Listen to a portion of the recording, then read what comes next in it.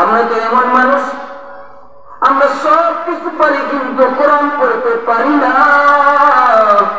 কোরআন জানি না, জানার চেষ্টাও করি না। সূরাতুল ফাতিহা অনেকে পারে কিন্তু শুদ্ধ করে পারে না,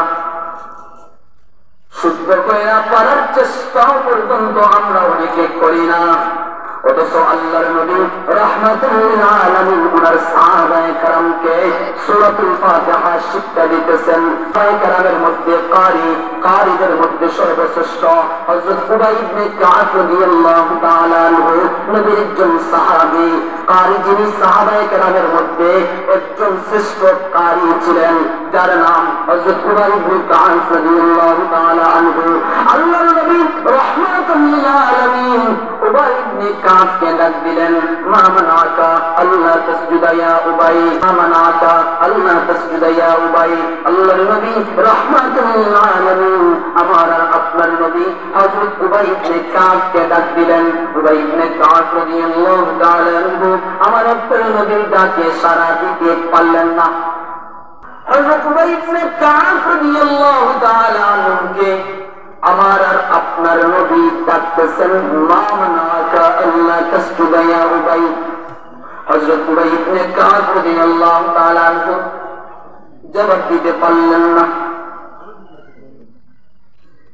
তার কিছুক্ষণ পরবর্তীতে হযরত উবাই ইবনে কাব রাদিয়াল্লাহু তাআলা আনহু আমার আপনার নবীর কাছে গেলেন, সালাম দিলেন। সালাম নিয়ে বললেন, ওগো নবীজি আপনি আমাকে ডাকছিলেন। আল্লাহর নবী বলেন, উবাই রে, আমি তো তোমাকে ডেকেছিলাম, কিসে আমার ডাক শুনতে তোমাকে বাধা দিয়েছিলাম? উবাই আমি তো এখন তোমার ডাকি নাই, আমি তো অনেক সময় আগে তোমাকে ডেকেছিলাম, কিসে রে আমার ডাক শুনতে উবাই রে তোমাকে বাধা দিয়েছিল? উবাই ইবনে কাব রাদিয়াল্লাহু তাআলা আনহু জবাব দেন, হাদিসের বর্ণনায় আসছে হযরত উবাই ইবনে কাব রাদিয়াল্লাহু তাআলা আনহু বলেন, ইন্নী কুনতু বিস-সালাহ, ইন্নী কুনতু বিস-সালাহ। ওগো নবীজি আমি নামাজে ছিলাম, নামাজে থাকার দরুন আমি আপনার ডাকে সাড়া দিতে পারি নাই।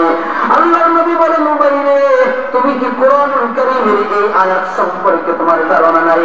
তুমি কি কোরআনুল কারীমের এই আয়াত সম্পর্কে তুমি জানো না? আল্লাহ তাআলা ঈমানদারকে সম্বোধন করে জানায় দিয়েছেন, ইয়া আইয়ুহাল্লাযীনা আমানু ইসতাজীবু লিল্লাহি ওয়া লির-রাসূলি ইযা দাআকুম লিমা ইউহয়িকুম, ইযা দাআকুম লিমা ইউহয়িকুম। আমার নবী আপনার নবী উবাই ইবনে কাব রাদিয়াল্লাহু তাআলা আনহুকে সম্বোধন করে বলতেছেন, উবাই রে তুমি কি কোরআনুল কারীমের এই আয়াত সম্পর্কে তুমি জানো না?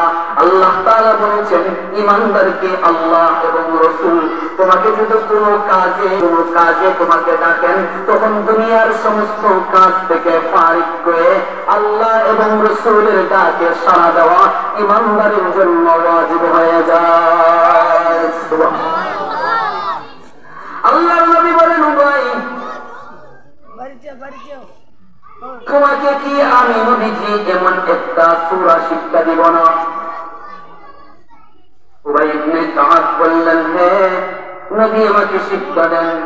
আল্লাহর নবী তিরমিজির হাদিসের মধ্যে আসছে, আমার আপনার নবী রাহমাতুল লিল আলামিন উবাই ইবনে কাবকে বলেন, হে উবাই ইবনে কাব তোমাকে কি আমি এমন একটা সূরা শিক্ষা দিব না যেই সূরার মতো সূরা আমার আপনার নবী বলেন, ওয়াল্লাযী নাফসি বিয়াদি, ওয়াল্লাযী নাফসি বিয়াদি। আমার আপনার নবী আমার আল্লাহর কসম করে করে বলেন, উবাই রে এই মুহূর্তে তোমারে আমি এমন একটা সূরা শিক্ষা দিব রে উবাই ইবনে কাব, শোনো, ওয়াল্লাযী নাফসি বিয়াদি, আমি আল্লাহর কসম করে বলতে হবে পারবো, মা উনজিলাত ফিত তাওরাত ওয়ালা ফিল ইনজিল ওয়ালা ফিজ জাবুর ওয়ালা ফিল কুরআন। আল্লাহর নবী বলেন, হে উবাই ইবনে কাব শোনো, এই মুহূর্তে আমি রাহমাতুল লিল আলামিন তোমাকে এমন একটা সূরা শিক্ষা দিব যেই সূরার মতো সূরা তাওরাতে নাই, জবুরে নাই, ইনজিলে নাই, এমনকি কোরআনুল কারীমের মধ্যে দ্বিতীয় আরেকটা সূরা নাই। চিৎকার দিয়ে বলেন না এই সূরার নাম কি? সূরাতুল ফাতিহা।